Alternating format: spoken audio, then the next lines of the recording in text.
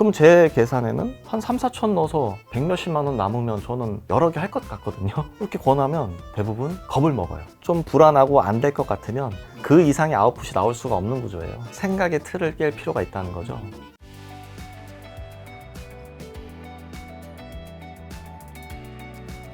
자, 이번에 대표님께서 아무도 가지 않은 길에 부가 있었다 라는 책을 이제 출간하셨어요. 요 책, 뭐 지금 이제 인터뷰 시작하겠지만 핵심 메시지, 전달하고 싶은 내용 어떤 건가요? 책 제목에 그대로 들어가 있습니다.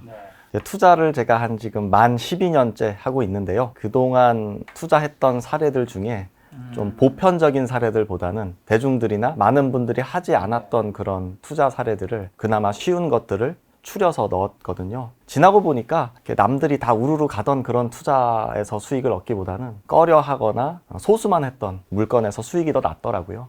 그런 것들을 담았습니다. 1,500만짜리 반지하 여기 전셋집에 언제 살았던 거죠, 나이가? 나이는 제가 정확히 모르겠는데 연도수는 정확히 기억합니다.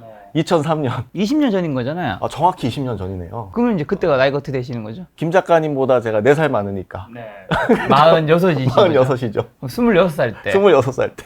26살 때 하다가 지금 이제 100억 자산가 되셨는데 어떻게 좀 가난하고 평범한 직장인에서 자산가 될 수 있었던 건가요? 일단 첫 번째로 12년 동안 실물 자산을 싸게 샀습니다. 일단 기간이 조금 녹아 들어갔죠. 최소한 10년 이상 투자를 했고요. 코인, 주식, 채권 여러 가지가 있는데 그냥 저는 주로 실물 자산 투자만 했어요. 선택과 집중을 한 거고요. 거기에 대해서 좀 더 가격을 코스트를 낮춰서 매입을 했습니다. 몇 년 지나고 나니까 좀 안정적인 투자가 가능하게 되었습니다. 12년 동안 200여 건 부동산 거래하시면서 단 한 번도 손해본 적이 없다고. 200건 다 확인이 불가능하다고 이렇게 막 던지는 거 아닙니까? 그럴 수 있어요. 왜냐면 한 100건 넘어가면서부터 카운팅을 할 수가 없어요. 아니면 뭐 손해가 이제 인플레이션 고려하면 손해일 수 있는데 안 팔았던 거죠. 정확해요. 최근에 그 SBS 인터뷰에서도 비슷한 기자님한테 질문 받고 그렇게 얘기했거든요. 제가 이거 뭐 투자를 되게 잘해서가 아니라 산 매입가 이하로는 팔지 않아서 그래요.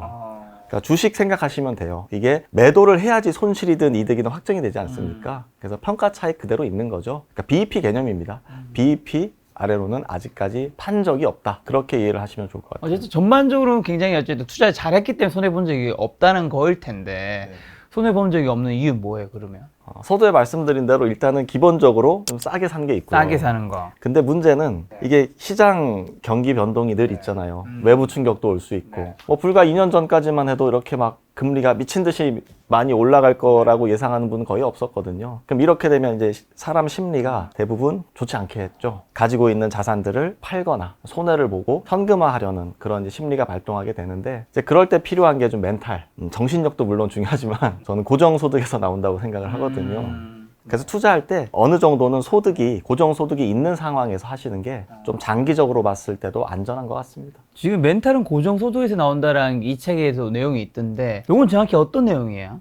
대부분 어떤 투자라는 행위를 할 때요 스킬이 필요합니다. 금매, 청약, 일반 매매, 경매, 공매 다양한 스킬이 당연히 필요할 텐데 그 스킬에 더해서 어떤 마인드셋이 좀 필요해요. 흔들리지 않는 마음가짐. 근데 실제로 외부 충격이 오면 마인드셋이 웬만큼 내면이 강하지 않고서는 무너지겠죠. 무너지거나 흔들리게 되어 있습니다. 그래서 제가 경험을 해봤거든요. 저는 주식 투자도 지금 하고 있고 코인도 하고 있고 채권도 하고 있거든요. 지금 평가 손실이 이제 비트코인 같은 경우는 거의 마이너스 52%까지 갔다가 지금 한 20%대 좀 그나마 회복은 한 것 같아요.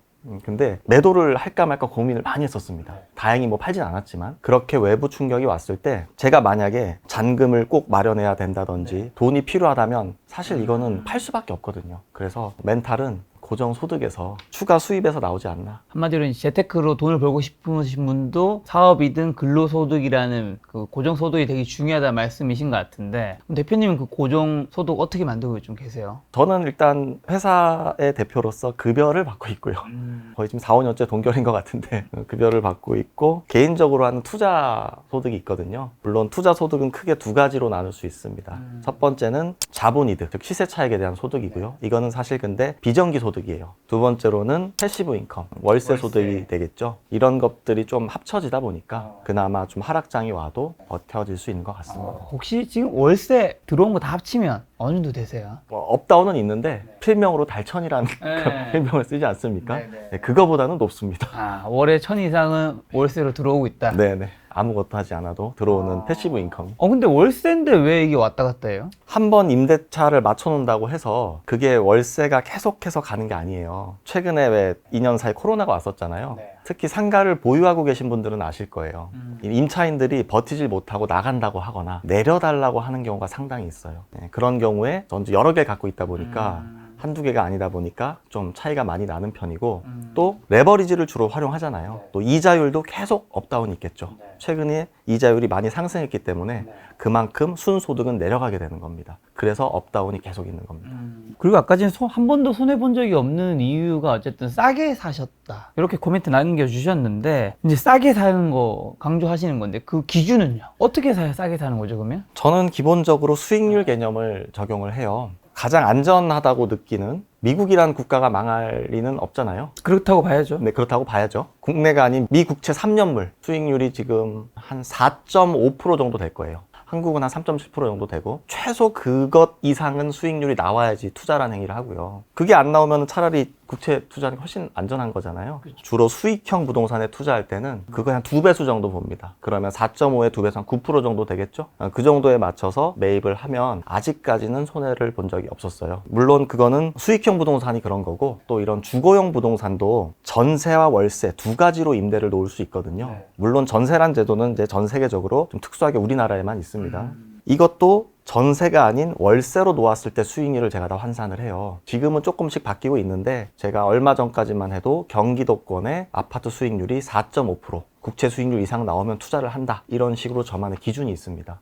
거기에 부합하면 매입, 부합하지 않으면 드랍. 이런 식으로 기준을 세워서 하고 있습니다. 자, 그럼 좀 더 구체적으로 제가 알기로 대표님이 아파트, 오피스텔, 지산, 상가, 공장, 숙박시설, 토지 등 가리지 않고 투자하는 걸로 알고 있는데 개인분들이 그래도 가장 관심 있고 좀 접근 가능한 게 아파트랑 오피스텔과 지산이랑 상가 정도인 것 같아요. 요거 자산별로 하나씩 투자 성공 실제 사례. 실제 사례. 네, 얘기해 주신다면요. 네, 말씀대로 거의 안 해본 부동산이 없는 것 같아요. 네. 예, 저는 사우나도 입찰해 봤고요. 네. 뭐 양어장도 입찰해 보고, 뭐 묘지도 해보고, 물론 낙찰은 못 받았습니다. 근데 지금 말씀하신 것들은 다 낙찰을 받아본 것들이거든요. 규모의 경제로 접근한 사례를 하나 말씀을 드릴게요. 대부분 아파트 투자를 하시면은 한 채씩 하시죠. 그렇죠. 기껏 해봐야 뭐 일시적 1가구 2주택을 활용해서 한 채를 사고 매도 계약을 하고 또 매입을 하시는 게 일반적인 거거든요. 근데 그렇게 하면 우리 삶이 몇백 년 사는 게 아니잖아요. 저는 자산을 좀 빨리 늘리고 싶었어요. 그래서 한 단지, 한 700여 세대 정도 된 한 단지에 그 당시에 경공매 건수가 한 50여 건이 나왔었거든요. 그때 한 10여 채를 제가 다 낙찰을 받았습니다. 네, 아파트요? 10채. 네. 분양가는 한 6억 7천에서 7억 정도 했고요. 50평대 중반이었으니까 평당 한 1,300만 원대 분양을 한 거예요. 제가 그거를 평당 500만 원대 매입을 했어요. 즉 낙찰가는 2억 5천에서 2억 8천 사이 정도였습니다. 제일 비싼 게 뭐 2억 7천 얼마였던 것 같아요. 근데 그걸 한 채 사면 사실 팔 때까지 기간도 걸리고 큰 이렇게 삶이 다이나믹하게 바뀌기가 쉽진 않잖아요.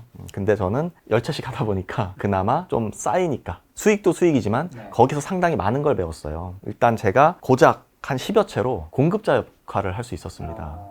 전세 매물을 3, 4개만 내놔도 출렁하는 거죠. 약간 이런 식으로. 거기는 미분양 아파트였던 건가요? 정확합니다. 당시에 미분양 아파트였어요. 그러니까 그만큼 뭐 싸져 있었다라는 거겠죠? 맞습니다. 그래서 수익계약으로도 매입이 가능했고 했는데 저는 그냥 경공매가 더 싸다는 판단 하에 그냥 입찰 계획 세워놓고 계속 입찰을 한 거예요. 근데 사실 그게 어려운 것은 아니거든요. 한 채를 낙찰받았다는 뜻은 똑같은 단지에 다른 호실의 부동산을 낙찰받을 확률이 높잖아요. 이미 아는 다 정보니까. 그래서 이것은 확신의 문제이지 사실 뭐 스킬의 문제는 아니라고 생각합니다. 그때 10채 샀는데 판금은 얼마 드셨고 실제 수익은 어떻게 되셨죠? 낙찰가의 80%씩 대출을 받았어요. 그러면은 계산해 보시면은 2억 5천에 80% 정도 하면은 제 실투자금이 또 보증금을 제가 2천에서 3천만 원씩 회수를 했거든요. 3천에 80만 원 이런 식으로 월세를 놨단 말이에요. 그랬을 때 실투자금이 3천에서 3,500씩 들어갔어요.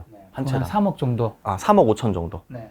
그러면은 10채를 매입을 할 수가 있는 겁니다. 네. 그 한 채당 한 1억? 그럼 10억 정도. 그건 세 전이니까. 네. 예, 근데 물론 세금이 좀 많습니다. 세금이 좀 상당히 많아요. 실제로 10억을 벌었을 때 세율은 어느 정도 남는 거예요? 그런 경우는? 지금은 이제 1년 이내 단기 매도는 무려 양도세율이 77%예요. 1억 벌어도 7,700만 원 세금 내셔야 되고요. 2,300 남는 거예요. 네, 맞아요. 근데 당시에는 55%였거든요. 네네. 그나마 절반 남았는데 그것도 쉽지는 않죠. 실제로 단기 양도세를 내보신 분들은 알 거예요. 이게 내가 남는 건지 애국자가 되는 건지 이렇게 느끼시게 될 겁니다. 자, 그리고 아파트에서는 또 2022년 부동산 침체기 때 80평대 아파트 투자해서 수익 보셨다고요? 그거는 수익은 아직 본 건 아니에요. 아직 가지고 있으니까.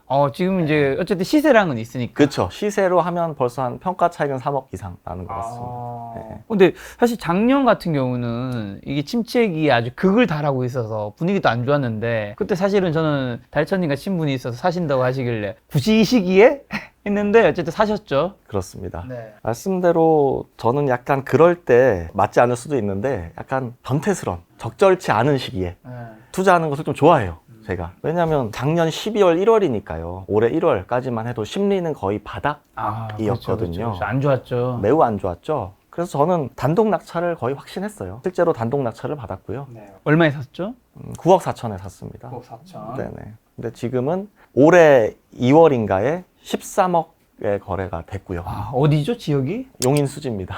용인 수지에 80평대 9억 4천에 사셨는데 현재는 어쨌든 뒤에는 어떻게 될지 몰라도 네, 몰라요 아직. 13억이다. 거래가 실거래가가. 실거래가. 매도 호가는 그 이상이고. 이때 샀던 그러면 이유가 있을 거잖아요. 더 계속해서 내려가리라는 생각을 하진 않았어요. 몇 달 전이거든요, 불과. 5, 6개월 전이 완전 진 바닥이 아닐 수도 있어요. 네, 그렇죠. 물론 더 내려갈 수도 있습니다. 근데 저는 그거를 맞출 자신은 없어요. 하지만 당시 전세가가 한 7억 5천 정도 했었거든요.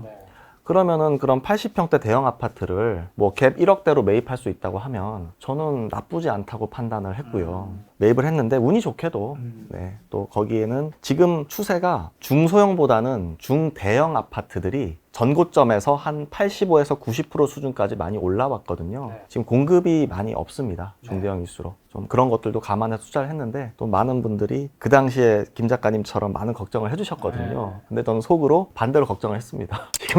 지금인데.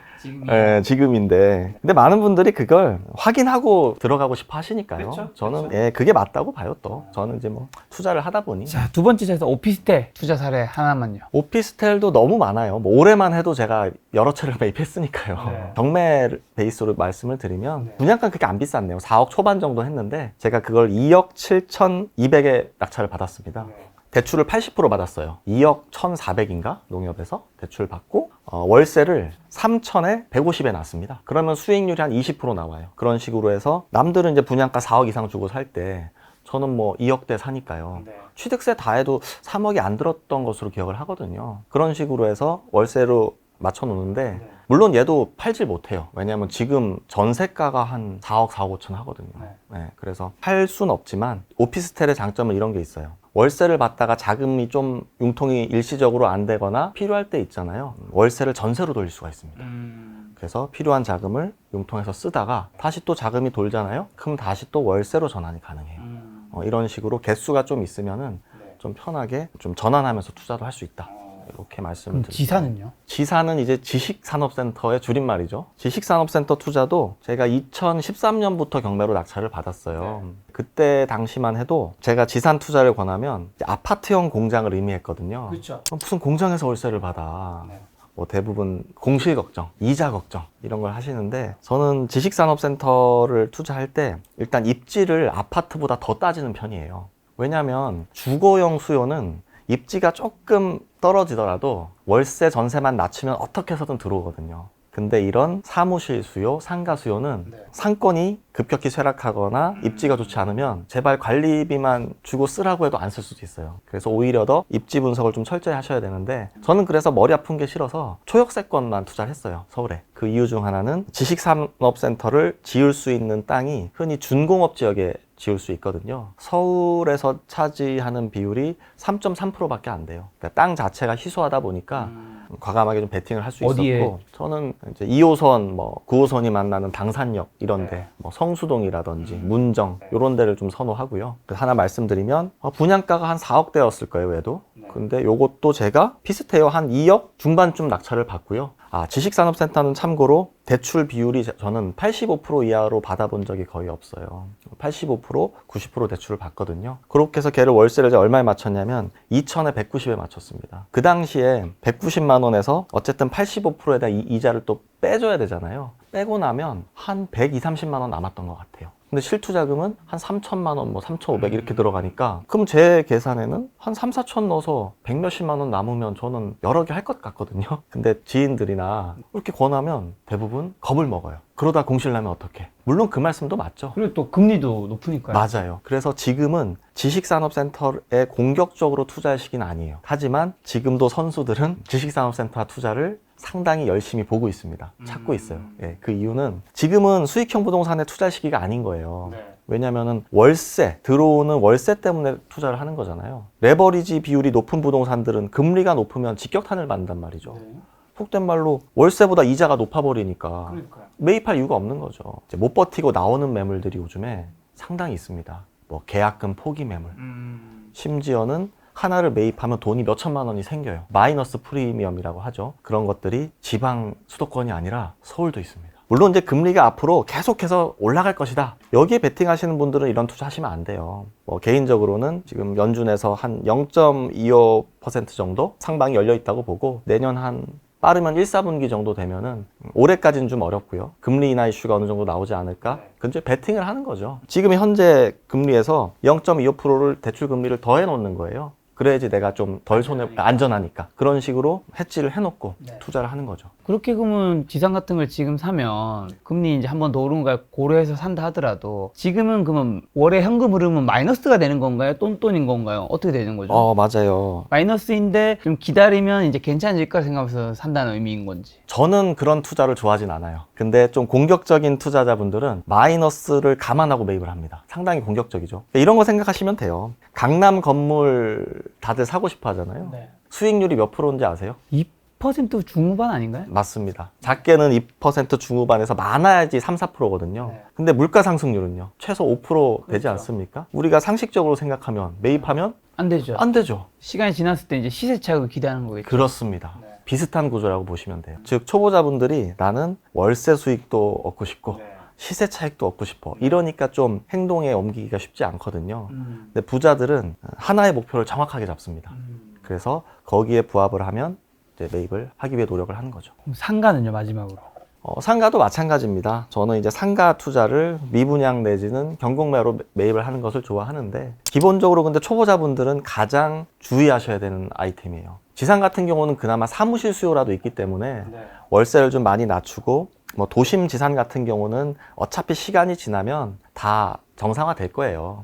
이제 입주장이 조금 문제긴 한데, 근데 상가 같은 경우는 10년이 지나도 계속 공실로 갈 수 있어요. 그래서 저는 좀 더 리스크 헤지를 더 깊게 하는 편이에요. 수익률도 매우 높게 보고요. 완전히 공실이 될 수 있다는 가정하에 계속 공실로 가져갈 수는 없잖아요. 제가 어떤 아이템을 할 수 있는 마지노선까지 정해두고 매입을 하는 편입니다. 오늘 대표님 지금 말씀 들으니까 뭐 아파트든지 상가든지 지산이든지 오피스텔이든지 침체기 때도 하셨고 상승기 때도 하시고, 부동산의 사이클을 따라서 사고 팔고 아니면 좀 멈춘 게 좀 있어야 되는 거 아닌가요? 근데 늘 사시는 것 같다라는 느낌이 드는데요. 맞아요. 예, 그렇게 해서 좀 저를 이상하게 보시는 투자자분들도 계시는데, 제 눈에는 돈으로 보이니까 이게 안 살 수가 없어요. 모두가 금리 수준이 안정적으로 변하고 긴축 기간이 이제 또 확장기가 돼서 돈도 많이 풀리고 대출이자 낮아지고 수요 많아지고 전세가율 높아지고 모두가 바라는 상황이 오잖아요. 그때 되면 가격이 어떻게 될까요? 올라 있겠죠. 네, 저는 그것도 리스키하다고 봐요. 생각하기 나름입니다. 그럼 요거 하나 궁금합니다. 2021년 11월부터 집이 이제 집값이 고점 찍고 이제 내려가기 시작했잖아요. 굉장히 크게 내려갔죠. 그 뒤에 이제 상가에도 영향을 끼쳤을 거고, 당연히 지상, 오피스텔도 영향을 끼쳤을 건데, 그럼 이제 지금은 좀 반등하긴 했지만, 어쨌든 전반적으로는 좀 내려가 있는 상태인 거 맞나요? 그럼요. 그러면 대표님의 자산도 대표님이 투자가 많이 되어 있는 거잖아요. 그때 기준으로 했을 때 지금 돌아보면 대표님의 자산은 조금은 떨어져 있을 수밖에 없는 거 아닌가요? 맞아요. 맞나요, 이거는? 맞아요. 제가 엑셀을 거의 한 달에 한두 번 정도 만져요. 네. 만질 때마다 좀 업다운이 좀 심하긴 하더라고요. 근데 또 그렇지도 않은 게 오늘도 입찰했거든요. 근데 안타깝게 2등 했어요. 네. 이왕이면 낙찰 받았으면 좀 더 좋았을 텐데 네. 계속해서 뭐를 산단 말이죠.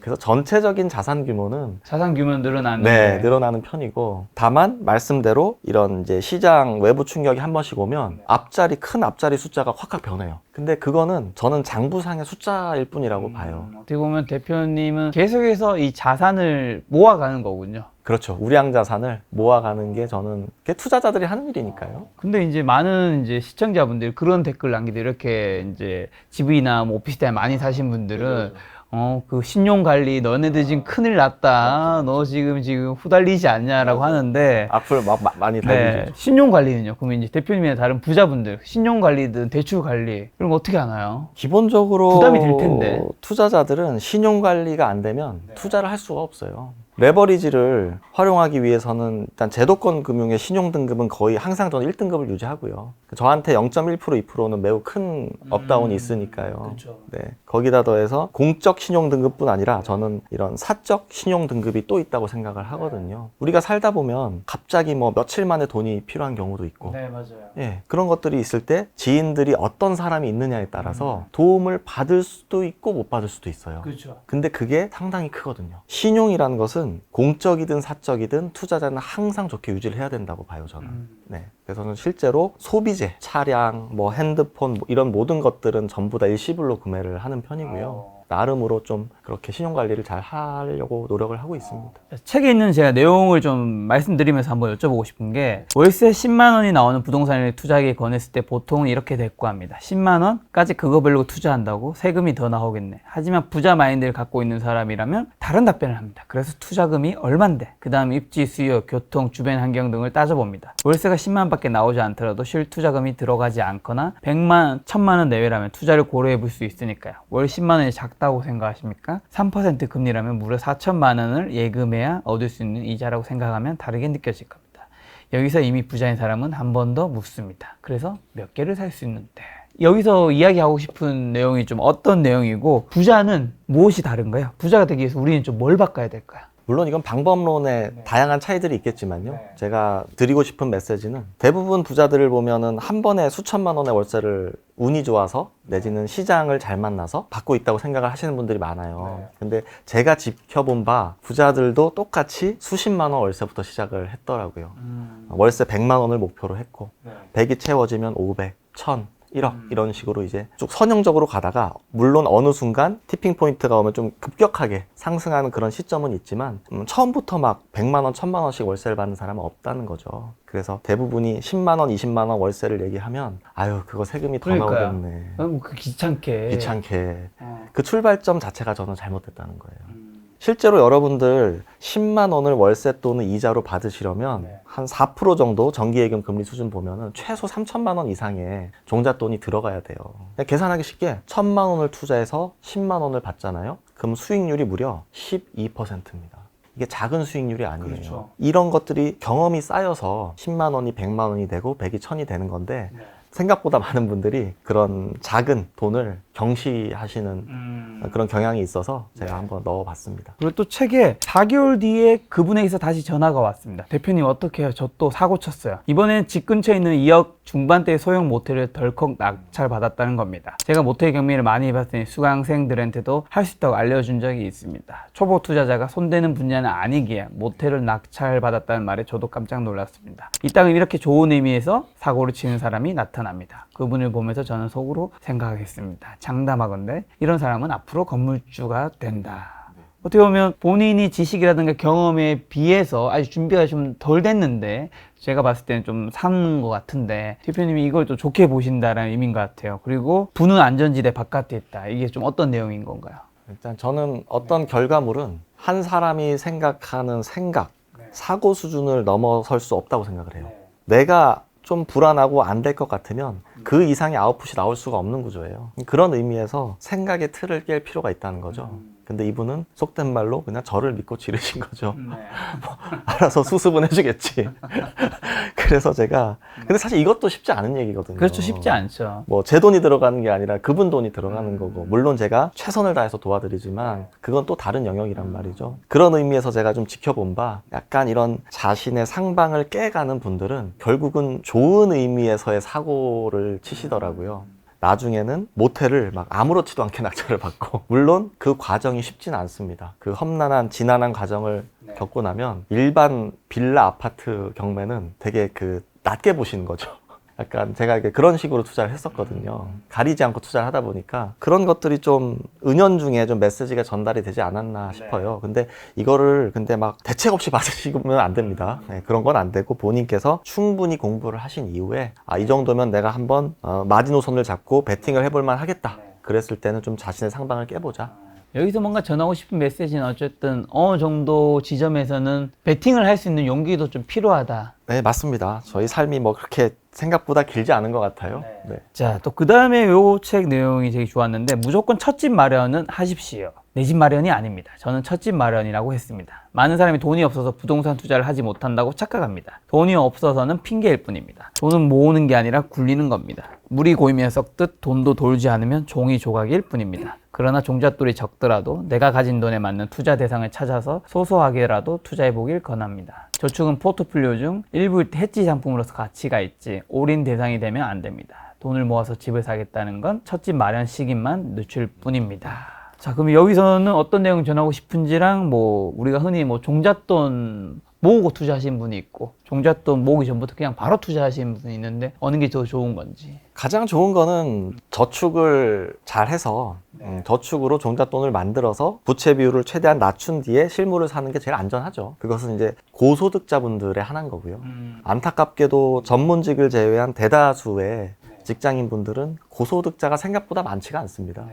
그러면 우리가 현실적인 답을 찾아야 되는 거죠. 한번 계산을 그냥 한번 해볼까요? 만약에 세후로 급여를 한 500만 원 정도 받는 직장인이 있다고 칠게요. 요즘에는 워낙 뭐 IT라든지 고소득자 많으니까 세후 500 정도, 뭐 맞벌이가 될 수도 있고 뭐 홀벌이가 될 수도 있어요. 1년이면 6천. 네. 근데 문제는 써야 되잖아요. 한 절반 정도는 생활비로 써야죠. 3천 모았다 칠게요. 네네. 3천씩. 그럼 1억을 모으려면 몇 년 걸립니까? 3년 조금 더 걸리죠. 250만 원씩 1년이면 3천이니까 네. 3년 조금 더 걸립니다. 네. 그러면 지금 서울 아파트 국민평형 기준 평균 중위 가격이 얼마 정도 될까요? 지금 얼마죠? 한 11억 되나요? 신축 분양가로 치면은 네. 한 12억 정도? 12억. 네, 좀 보자고요. 그러면 12억짜리 아파트를 사기 위해서 소득의 절반만 쓰고 저축을 한다는 것도 사실 쉽지 않거든요. 쉽지 않죠. 몇 년을 모아야 되나요? 30년인가요?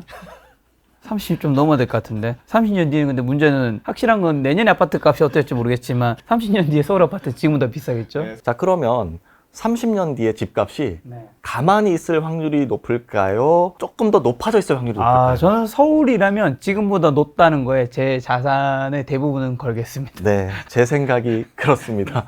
그래서 우리가 리스크를 줄이려고 하는 행위가 오히려 더 리스크를 키우는 행위가 될 수도 있다. 물론 당장 듣기는 좋아요. 무리하지 말고 대출 레버리지 최소화하고 현재 조건에 맞는 아파트를 사라. 당장 듣기는 좋은데 사실 우리 한정된 삶을 사는 데 있어서는 그리 좋지 않은 선택이 될 수도 있다. 이 말씀을 드리고 그 싶습니다. 부동산 투자에도 순서가 있다고요? 그 순서가 뭐죠? 이거는 이제 초보자분들을 대상으로 제가 좀 쓰다 보니까 너무 방향성 없이 아무거나 사시는 분들이 있어서 제가 넣었어요.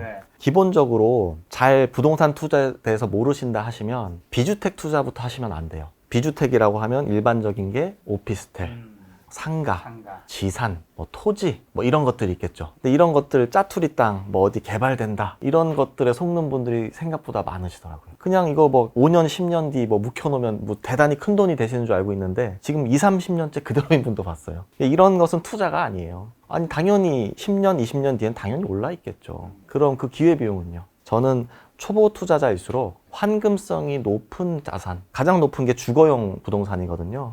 그게 아파트가 될 수도 있고 아파트를 대체할 수 있는 뭐 3룸 이상의 오피스텔이 될 수도 있고요. 약간 환금성이 높은 부동산에 투자를 하시는 게 맞다고 봐요. 그렇게 해서 종잣돈 수준부터 높여가야 돼요. 그게 저축으로만은 힘드니까 어느 정도 일정 시기 비과세를 자꾸 활용하셔야 됩니다.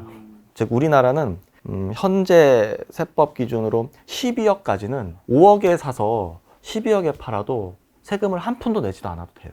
이 좋은 제도를 활용을 하시란 말이죠. 비주택 투자부터 하실 필요는 없다. 또 레버리지도 금융 레버리지 그리고 전세 레버리지 둘 다 활용할 수 있으니까 좀 레버리지를 잘 활용을 해서 자산 규모를 늘려나가시는 게 좋겠다. 그런 취지에서 좀 순서를 적어봤습니다. 네. 자, 한마디로 주택 투자를 먼저 하고 이제 수익형 부동산 같은 데 투자를 하는 게 낫다라는 건데 초보자 입장에서는 수익형 부동산은 지금 투자 기회가 있나요? 저는 당연히 있다고 보지요. 근데 그거는 좀 열심히 투자하셔야 돼요. 손품만 팔아서는 좀 어렵고요. 현장을 좀 꾸준히 다니셔야 되고 좀 대응도 잘 하셔야 돼요. 즉 부동산이 쭉 오르는 끝물이 어디냐면 뭐 분양형 호텔, 뭐 생활형 숙박시설 이런 것들이거든요. 얘네들까지 오른다 하면 거의 이제 부동산 사이클상 마지막이라고 보시면 돼요. 근데 의외로 많은 초보자분들이 속는 분들이 많습니다.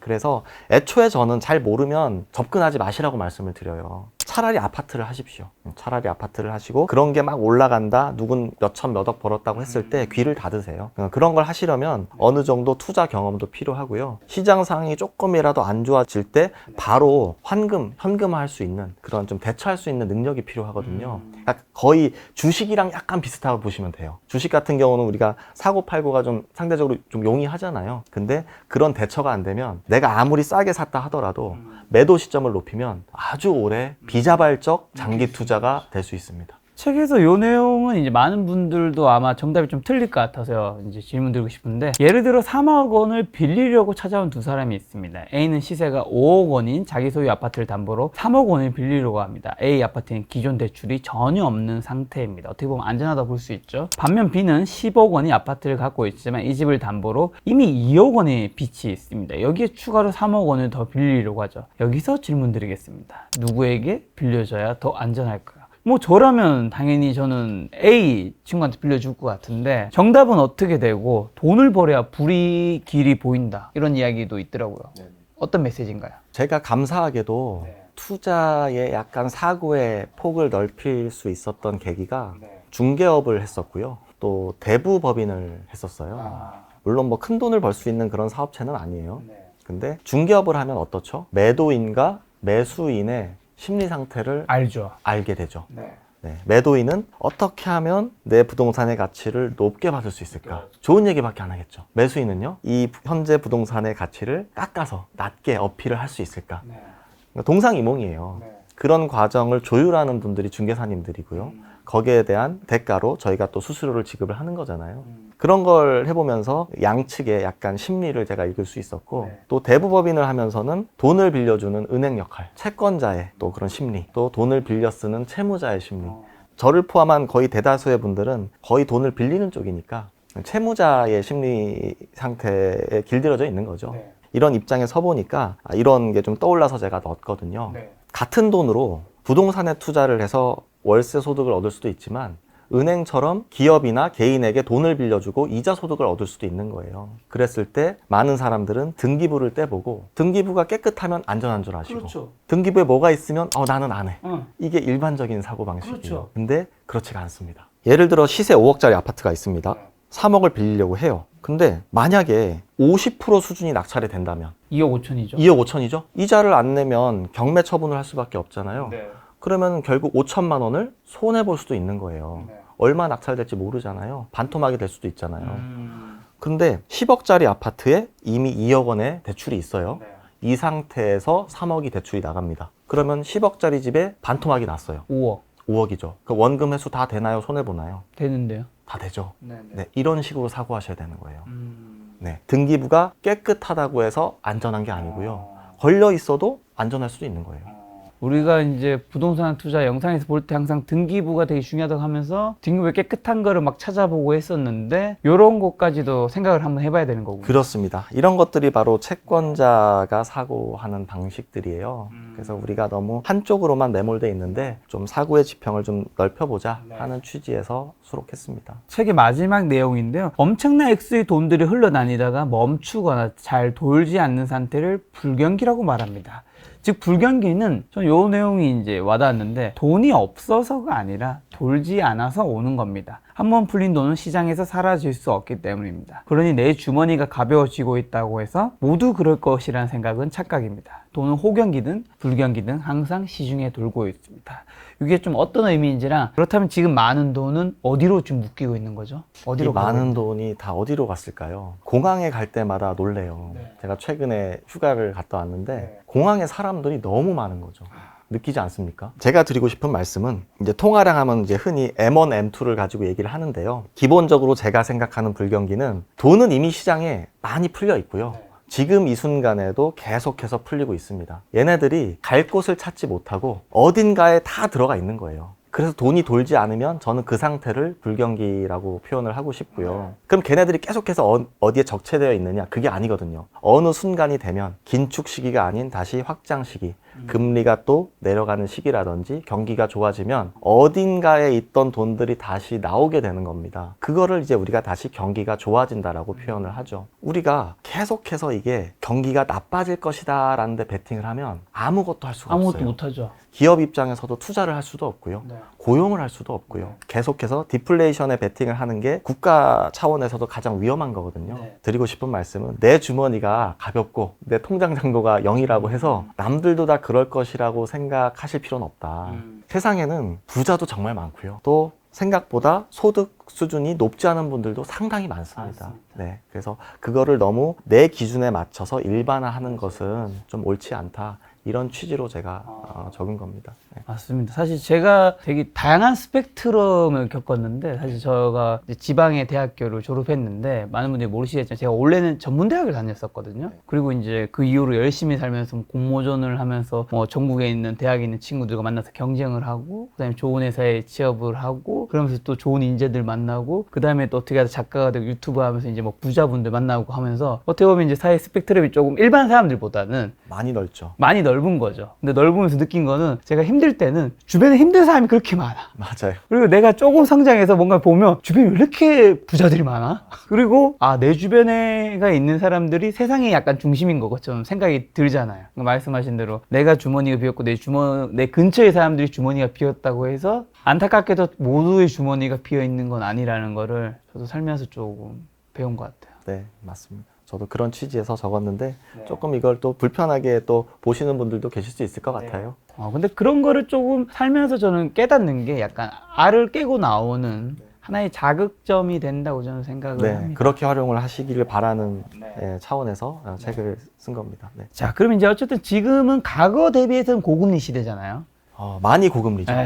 이 고금리 시대 투자 포트폴리오 좀 어떻게 하면 좋은 건가요? 초보자분들은 굳이 고금리로 대출을 막 많이 받아서 투자하시라고는 저는 말씀드리고 싶지 않아요. 차라리 레버리지를 쓰시려면 전세 레버리지를 활용을 하십시오. 그거는 금리가 높든 낮든 그냥 정해진 거니까요. 그렇죠. 다만 이것도 리스크는 있습니다. 바로 이제 만기 시에 역전세 리스크가 있어요. 전세가가 제가 봤을 때는 한 올해 한 2, 3월 정도의 역전세 리스크는 거의 다 사라졌다고 보거든요. 물론 이것도 의견이 전문가 분들마다 의견이 분분합니다.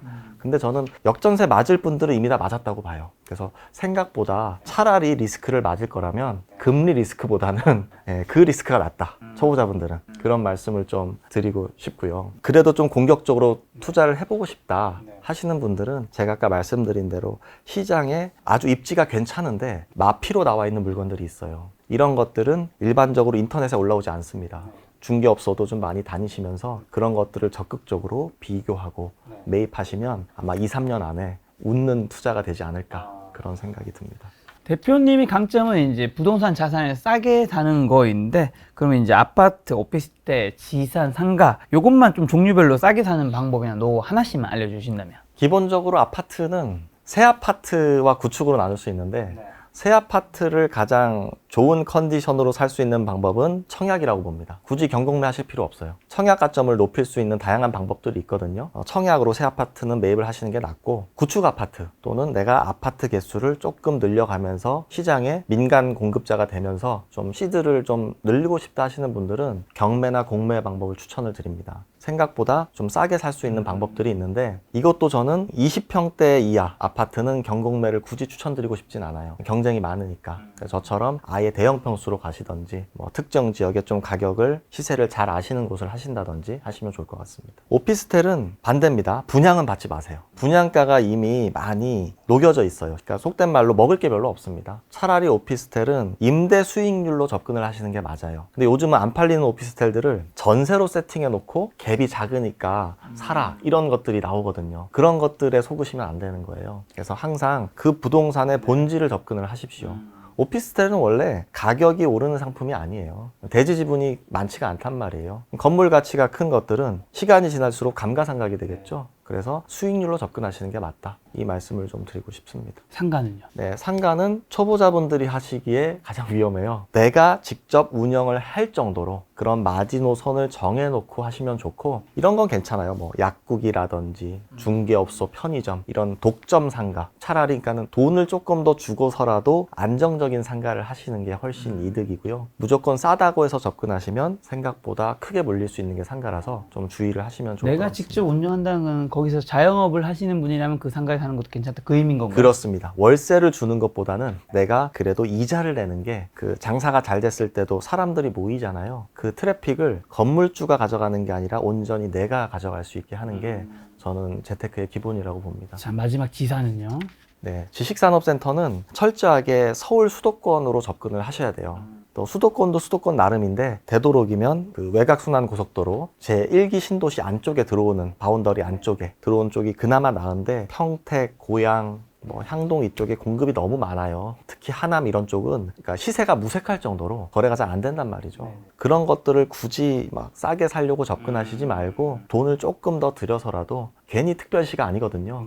서울 내에 있는 좀 지하철역에 인접한 그런 지식산업센터에 접근을 하시면 뭐 자산으로서의 가치가 있을 것 같습니다. 자, 이 자산을 싸게 사라는 이제 대표님, 김 작가는 집을 싸게 샀나요? 아, 싸게 안 샀나요?